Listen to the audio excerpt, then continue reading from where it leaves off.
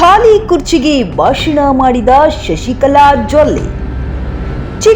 ಚಿಕ್ಕೋಡಿ ಲೋಕಸಭಾ ಅಖಾಡದಲ್ಲಿ ನಿರೀಕ್ಷೆಯಂತೆ ಜನರು ಆಗಮಿಸದೆ ಬಿಜೆಪಿ ನಾಯಕರಿಗೆ ನಿರಾಸೆ ಮೂಡಿಸಿದ್ದಾರೆ.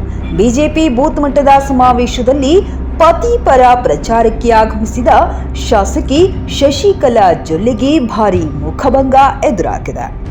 ಅಥಣಿ ತಾಲೂಕಿನ ಸಂಕೋನಟ್ಟಿ ಗ್ರಾಮದಲ್ಲಿ ಮತಯಾಚನೆಗೆ ಬಂದ ಶಶಿಕಲಾ ಜೊಲ್ಲೆ ಭಾಷಣದ ಮೊದಲೇ ಸಭೆಯಿಂದ ಮಹಿಳೆಯರು ಎದ್ದು ಹೋಗಿದ್ದಾರೆ. ಖಾಲಿ ಇದ್ದ ನೂರಾರು ಕುರ್ಚಿಗಳಿಗೆ ಭಾಷಣ ಮಾಡಿ ಜೊಲ್ಲೆ ಮುಜುಗರಕ್ಕೆ ಒಳಗಾಗಿದ್ದಾರೆ.